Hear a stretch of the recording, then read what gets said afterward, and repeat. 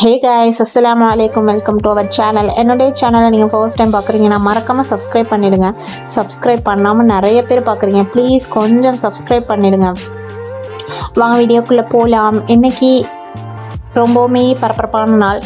எனக்கு பொண்ணு மாப்பிள்ளைக்கு விருந்து வச்சுருக்கோம் எங்கள் வீட்டில். ஸோ அதனால் நான் எல்லாமே ப்ரிப்பேர் பண்ணிக்கிட்டு இருக்கேன். மட்டன் பிரியாணி தான் போட போகிறேன். So 3 kg mutton biryani. இது 3 kg மட்டன். முதல் நாள் நைட்டே நான் மசாலாலாம் போட்டு ஃப்ரீசரில் வச்சுட்டேன். அப்போ தான் அந்த கறி நல்லா சாஃப்டாகவும் இருக்கும். அப்புறம் உப்பு பிடிக்கும் மசாலாலாம். ஸோ எப்போவுமே நான் அப்படி தான் வச்சுருவேன். அதுக்கு நான் பிரியாணி மசாலா, மிளகாத்தூள், கொஞ்சோண்டு மஞ்சள் தூள், ஜீரகத்தூள், மிளகுத்தூள் எல்லாமே போட்டுக்கிட்டு, அப்புறம் தயிர், இஞ்சி பூண்டு எல்லாத்தையுமே சேர்த்து ஓவர் நைட் ஃபுல்லாக ஃப்ரீசரில் வச்சாச்சு. இது மார்னிங் காய்கறியெல்லாம் கட் பண்ணி வச்சுட்டேன். 3 கிலோ பிரியாணிக்கு 1.5 கிலோ வெங்காயம், 1 கிலோ தக்காளி, 3 கிலோ பிரியாணிக்கு 500 ml தயிர். நான் எல்லாமே டிஸ்கிரிப்ஷனில் கொடுக்குறேன், அளவு வேணுமா செக் பண்ணிக்கோங்க. நான் இன்றைக்கி பாஸ்மதி அரிசி தான் எடுத்திருக்கேன். பாஸ்மதி அரிசி இந்த படியில் 4 வந்துச்சு. அதான் 3 கிலோ பாஸ்மதி அரிசி எடுத்து 20 நிமிஷத்துக்கு முன்னே ஊற போட்டாச்சு. வெங்காயம் தக்காளிலாம் கட் பண்ணிக்கிட்டேன்.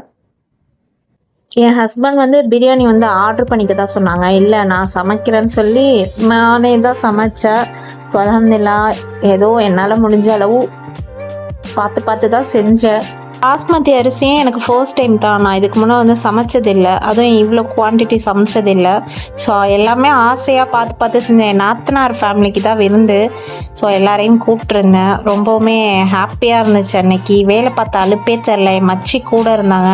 அவங்க தான் எனக்கு எல்லா ஹெல்ப்பும் பண்ணாங்க. அவங்க அந்த தேவை முடிஞ்சு எல்லாம் போய் அதுக்கப்புறம் அப்பாடான்னு உட்கார்ற வரைக்கும் என் மச்சி தான் என் கூட இருந்தாங்க. ஸோ அவங்க இருக்கிறப்ப எனக்கு கொஞ்சம் வேலை சுமையெல்லாம் தெரியவே தெரியாது. நான் வேலை பார்க்குறப்போ நான் இந்த இரும்பு அடுப்பு இருக்கிறதுனால தான் நான் சமைக்கிறேன்னு சொன்னேன். ஹஸ்பண்ட் ஆர்டர் பண்ணிக்க தான் சொன்னாங்க.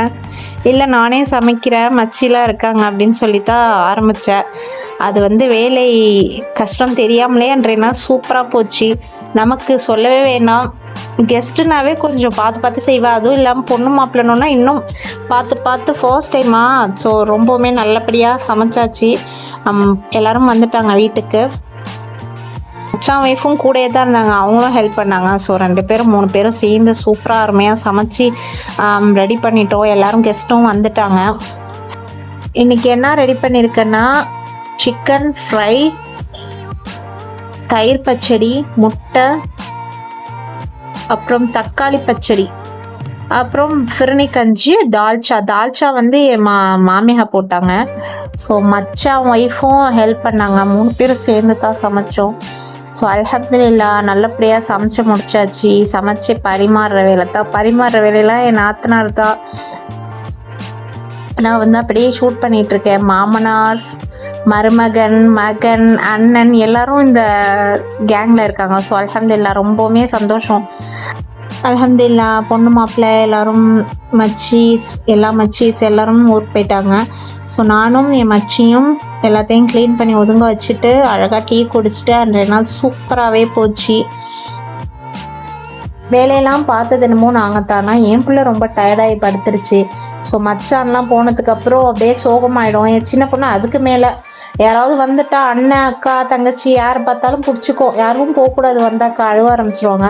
ஸோ அல்ஹம்துலில்லாஹ் இதோட இந்த வீடியோ முடிஞ்சு. இந்த வீடியோ உங்களுக்கு பிடிச்சிருந்தா லைக் பண்ணுங்கள், ஷேர் பண்ணுங்கள், மறக்காமல் சப்ஸ்கிரைப் பண்ண தட்டிவிட்டு போங்க. எப்படி இருக்குன்னு நெக்ஸ்ட் வீடியோவில் பார்ப்போம்.